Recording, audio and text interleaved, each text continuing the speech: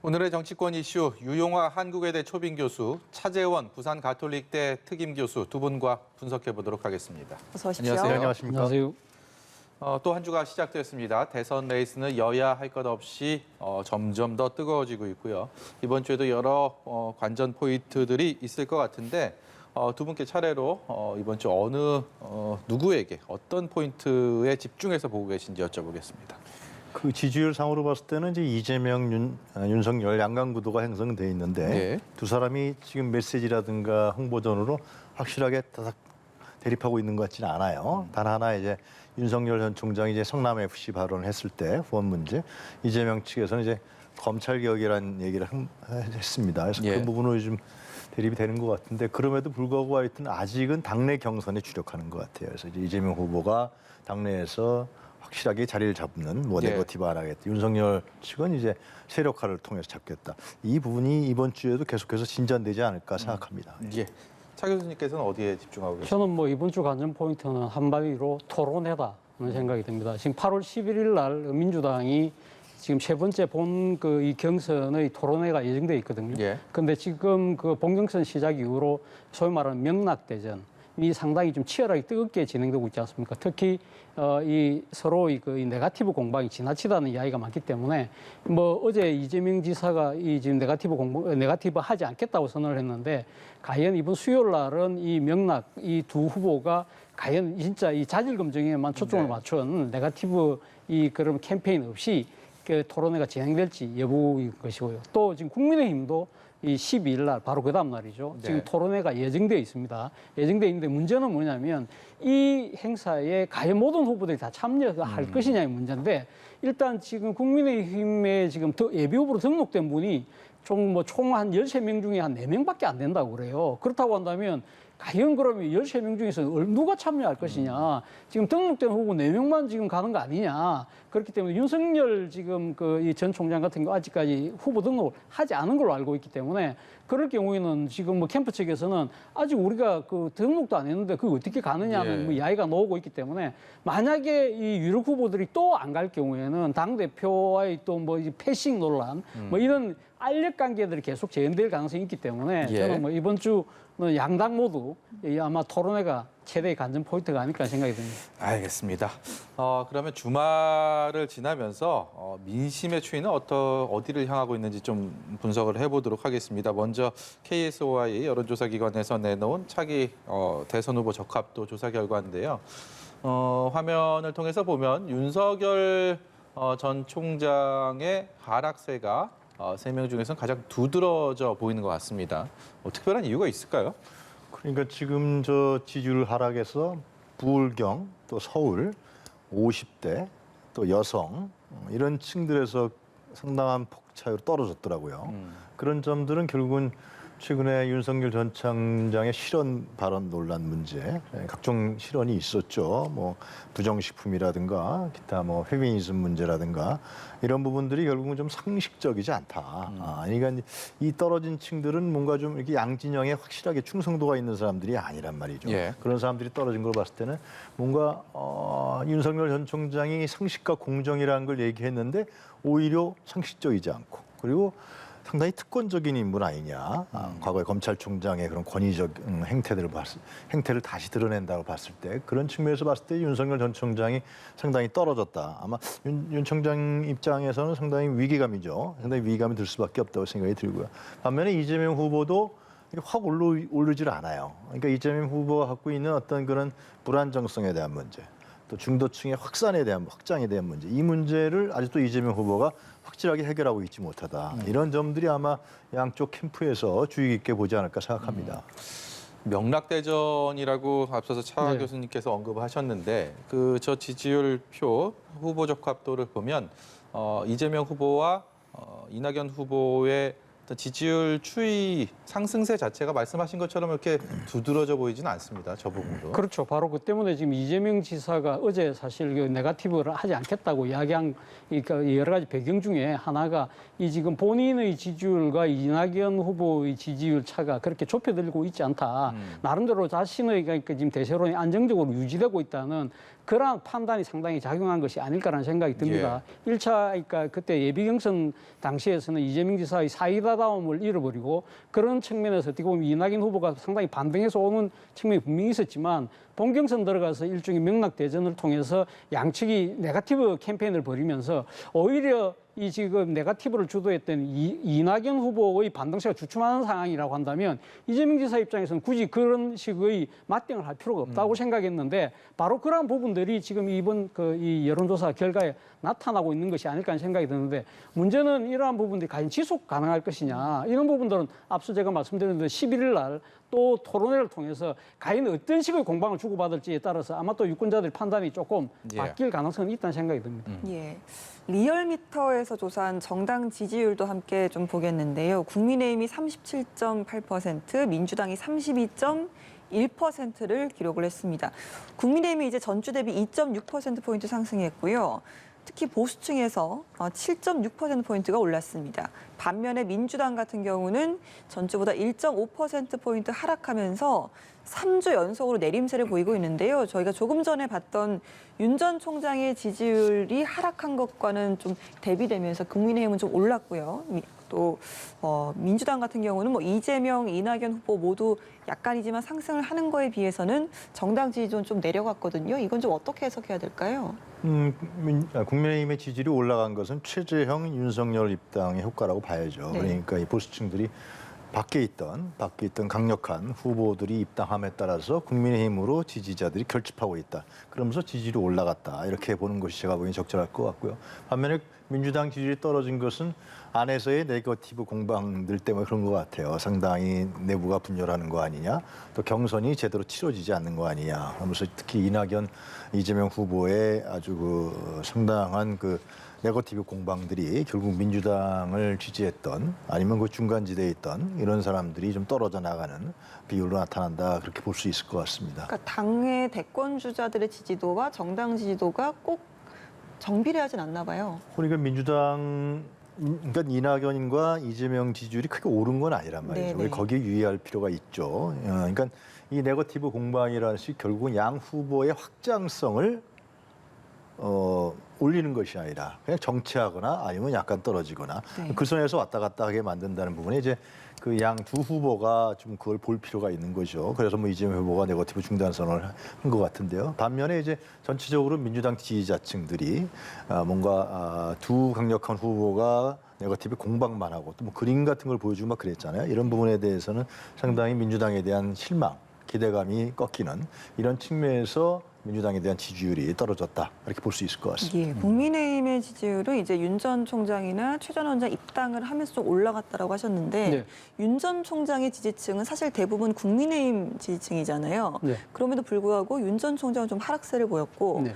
국민의힘 정당 지지도는 오른 이런 흐름은 좀 어떻게 보시나요? 저는 뭐 국민의힘의 그러니까 정치적 컨벤션 효과 앞서 말씀하신 것처럼 유력 주자들 두 사람이 입당한 그러한 효과도 있지만 저는 뭐 국민의힘이 잘했다기보다는 약간은 민주당이 약간 좀 뭐랄까요 국민의 실망을 자아낸 측면에서 오히려 하락한 것이 아닐까 하는 생각이 듭니다. 그 반사적인 이익을 국민의힘이 봤다는 것이죠. 앞서 말씀하신 것처럼 민주당 같은 경우는 아무래도 흔들릴 수밖에 없는 여러 가지 이유 중에 하나가 지금 1, 2위 후보인 명락 대전의 이 선거 양상 자체가 상당히 지나친 네거티브로 가면서 어떻게 보면 제살 깎아먹기식의 그런 경선에 대한 실망감이 작용했지만 또 우리가 이 지나칠 수 없는 부분이 이 코로나 사태입니다. 이 코로나 사태가 사실은 이 4단계 방역이 강화되면서 굵고 짧게 간다는 것이 정부의 생각이었는데 그거와는 다르게 굵게 길게 가고 있잖아요.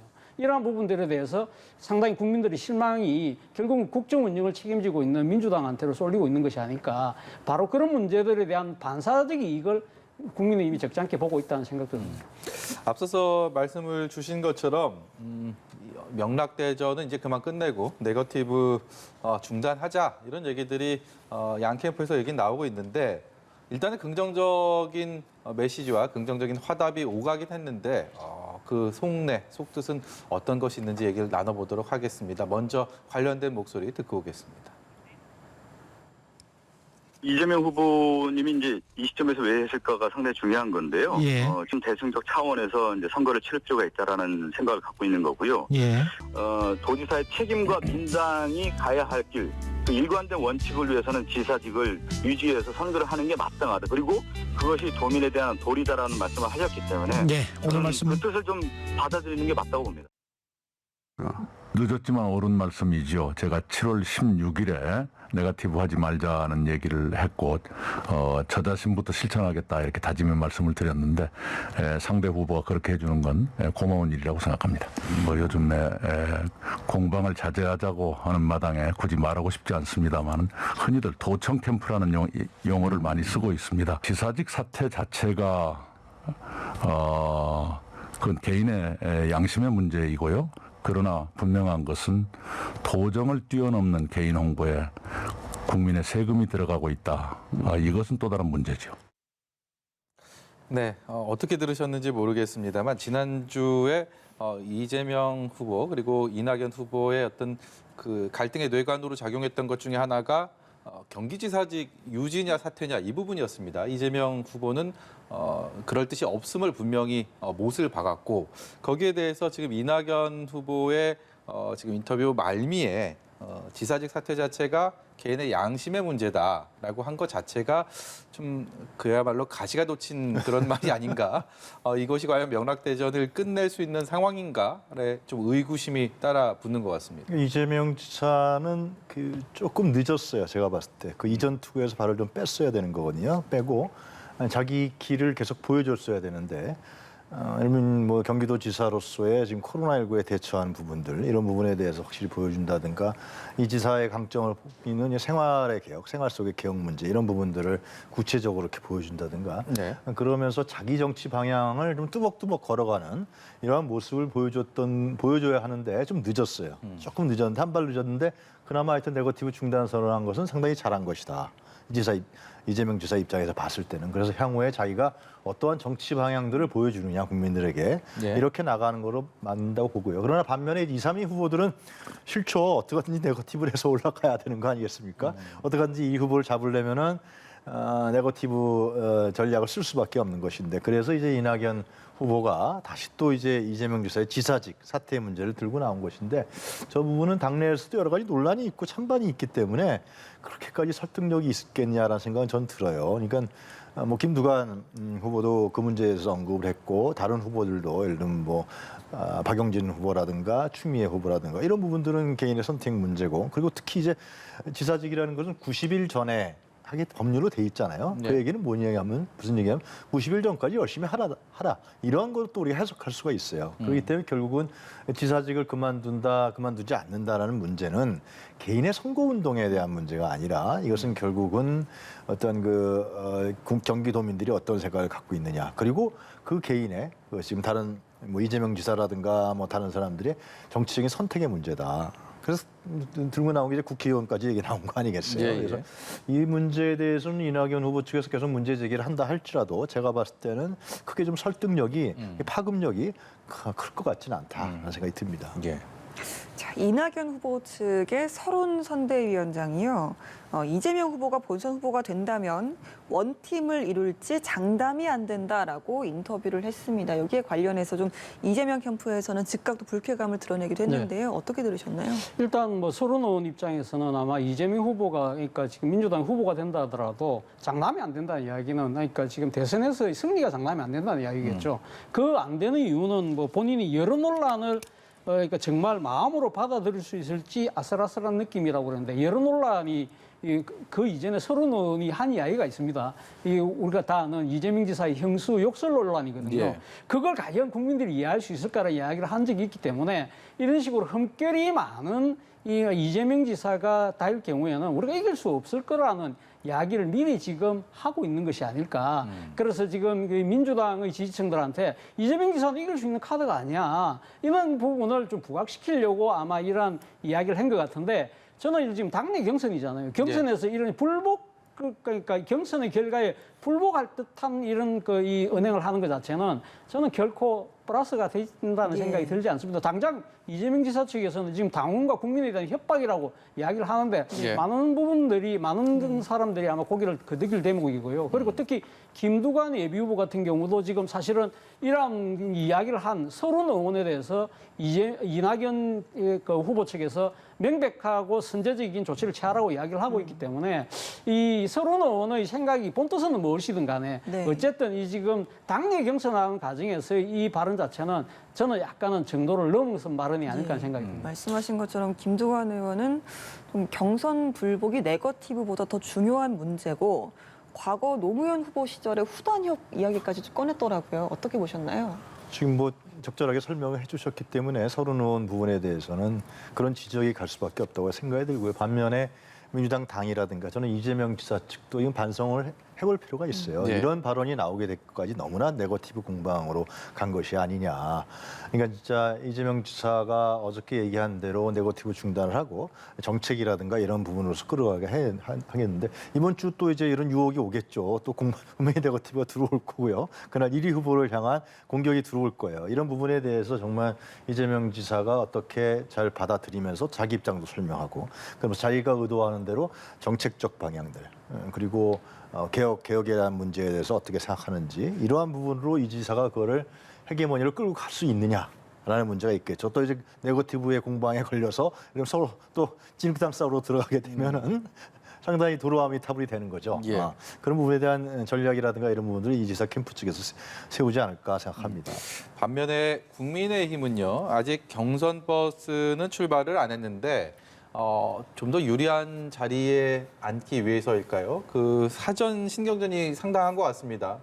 돌고래, 뭐 고등어, 멸치 각종 수산물들이 등장하면서 어떤 후보는 돌고래급이고 어떤 후보는 멸치급인데 어떻게 같이 취급할 수 있겠느냐? 뭐 이런 비유 섞인 얘기들도 나오고 있는 게 이게 사전에 어떤 그 묘한 물밑 신경전 차원이 아닌가 싶은데요. 이거 좀 우려되는 부분도 있는 것 같은. 그렇죠. 뭐 같습니다. 당 경선에서의 주자들 간에는 상당히 그러니까 이 고지선점을 위한 나름대로까지 아주 그러니까 뼈 있는 말들을 주고받고 하는 경우도 많지만 문제는 지금 국민의힘의 문제가 뭐냐면 유력 주자와 당 대표 간의 갈등으로 부각된다는 측면입니다. 멸치와 고등어의 논란에서 지금 상당히 그 중심에 서 있는 분 중에 한 분이 그 지금 이준석 당대표잖아요. 예. 이준석 당대표가 사실은 이런 식의 나는 멸치도 잘 관리하고 그 도구를 잘 관리하겠다는 식으로 이야기하는 것은 결국 윤석열 총장하고 가까운 지금 정진석 의원의 그 발언 때문에 이런 이야기가 시작됐는데 사실 이 출발 자체는 결국은 지난번 그 대선 주자들 그 봉사 모임에서 윤석열 전 총장이 빠졌다는 거죠. 네. 이런 부분들 때문에 상당히 갈등이 빚어진 것인데 문제는 이 지금 이 멸치와 돌고래는 그러니까 돌고래는 누구고 멸치는 누구냐는 식의 또 이렇게 이 갈라치기가 되기 때문에 네. 이러한 부분들이 또 다른 이 지금 멸치 쪽에 해당되는 후보들 입장에서 상당히 기분 나쁠 수밖에 없잖아요. 서글프겠습니다. 그래서 오늘 원희룡 의원은 윤석열 총장의 공정이 동물의 왕국의 공정에 불과한 거 아니냐 이런 식으로 아주 이 선소를 하는 거 보면 상당히 이러한 양상 자체가 빨리 수습되지 않으면 오늘 김지원 최고가 이야기한 것처럼 콩가루가 될 수 있다는 겁니다. 네. 그렇기 때문에 사실 이 부분에 대해서는 아마 근데 서로 이제는 좀 자제해야 될 필요가 있다는 생각 분명히 갖고 있을 거예요. 근데 앞서 제가 말씀드린 대로 12일 날 지금 당대표 주자들 첫 또 이래 토론회를 한다고 하는데 이 모양새가 제대로 갖춰지느냐. 예. 이것이 만약에 그러니까 제대로 갖춰지면 갈등이 진화되는 국민이 되겠지만 아닐 경우에는 더 폭발적으로 갈 수도 있다. 그렇기 때문에 그래서 제가 아까 이것이 주목된다는 이유가 바로 그 얘기 있는 거예요. 돌고래, 고등어, 멸치가 다 모이는지, 그렇죠. 멸치만 모이는지 예, 봐야 되겠군요. 예. 당내 이제 윤석열 캠프 같은 경우는 현역 의원 5명 영입을 추가로 발표를 했고요. 또 최재형 캠프에서는 9명의 현역 의원을 영입을 했습니다. 방금 뭐 최 교수님 말씀하신 것처럼 당 행사에는 불참을 하면서 이렇게 좀 경쟁하듯 세불리기를 하고 있다. 이런 비판은 어떻게 들으셨나요?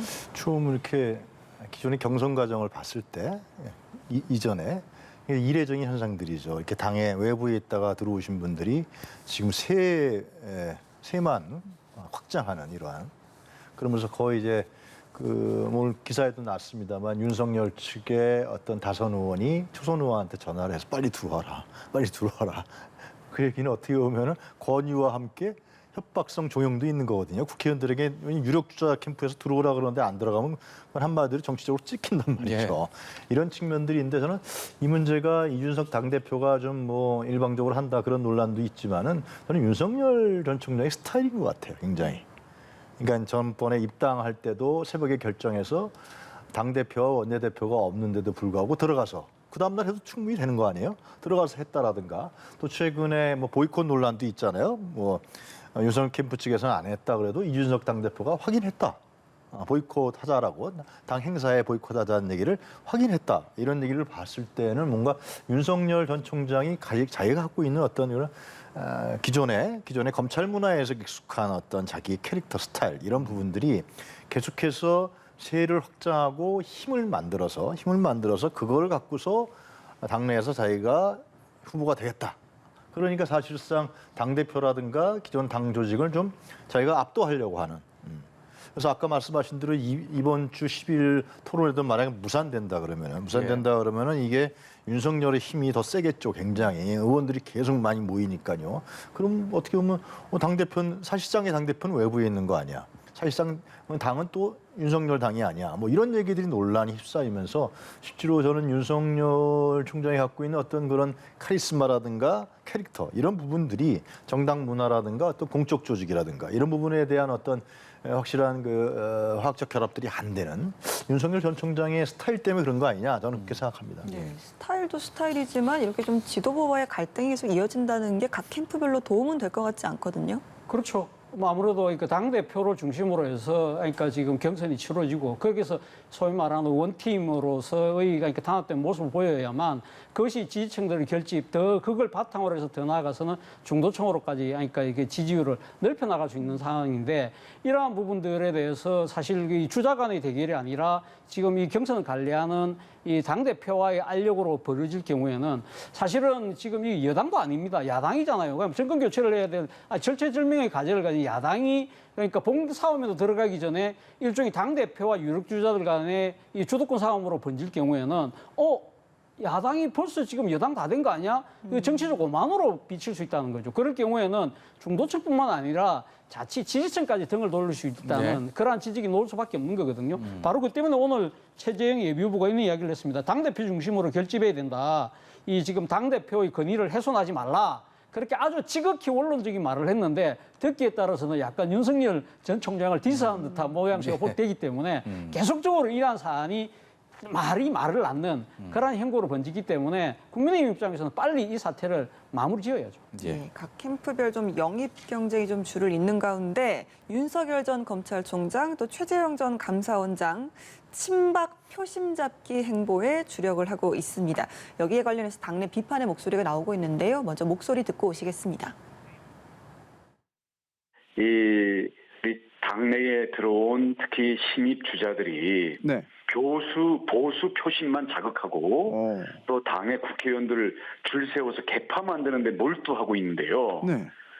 이런 보수 표심만 자극하는 언동, 특히 아예 대놓고 특정 지역 감정을 부추기는 언동은 작은 이득은 있을지 모르지만 전체적으로는 정권 교체에 스스로가 이건 역행하는 겁니다.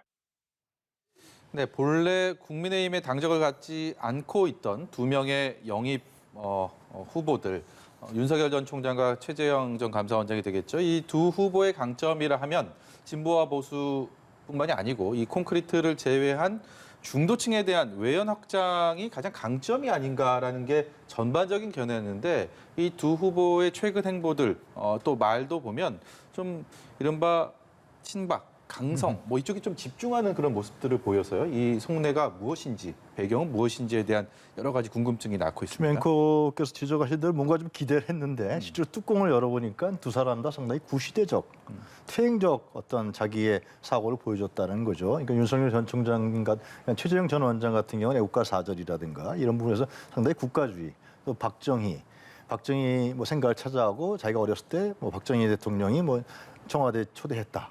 이런 부분들도. 윤석열 전 총장 역시 상당히 과거의 국가주의적 사고라든가 퇴행적 부분들을 많이 보여주고 있는 게 사실이란 말이죠. 그래서 이런 부분들은 이제 드는 생각이 저는 뭐냐 하면 이 두 사람의 정치 철학과 역사의식은 뭐냐. 이런 부분들에 대해서 국민들이 많이 회의와 우려를 가질 수밖에 없습니다. 그래서 과연 정치 철학과 역사의식이 어떤 사람이냐 도대체. 과연 다 끝나고 역사가 평가한 문제인데 다시 또 돌아가려고 하느냐. 말씀하신 대로 중도층의 확산이라는 것은 상당히 어려워질 수밖에 없는 그런 형국인 것 같습니다. 결국 두 사람이 지금 이렇게 상당히 강경 보수의 언행을 하는 이유는 결국은 경선 때문에 그런 거 아닐까 하는 생각이 듭니다. 당내 경선에서 소위 말해 집토끼를 잡아야 되는데 집토끼의 가장 강력한 기반을 이루고 있는 소위 말해서 태극기를 비롯한 약간 상당히 오른쪽에 가 있는 분들한테 적극적으로 누군가 다가갈 필요가 있다. 왜? 이 두 사람은 상당히 중도적인 이 그 스펙트럼으로 보였잖아요. 그렇기 때문에 그러니까 상당히 강경 보수층들한테 나는 당신들 편이야라는 걸 갖다가 적극적으로 구애하기 위해서 보여주기 위해서 이렇게 발언을 하는 것인데 문제는 집토끼만 잡아서 대선 될 수 있나요? 산토끼도 잡아야 되는데 이 숙제를 어떻게 풀 것인지가 큰 과제일 것 같습니다. 예, 오늘 말씀 여기까지 듣도록 하겠습니다. 지금까지 유용화 한국외대 초빙 교수, 차재원 부산 가톨릭대 특임 교수였습니다. 고맙습니다.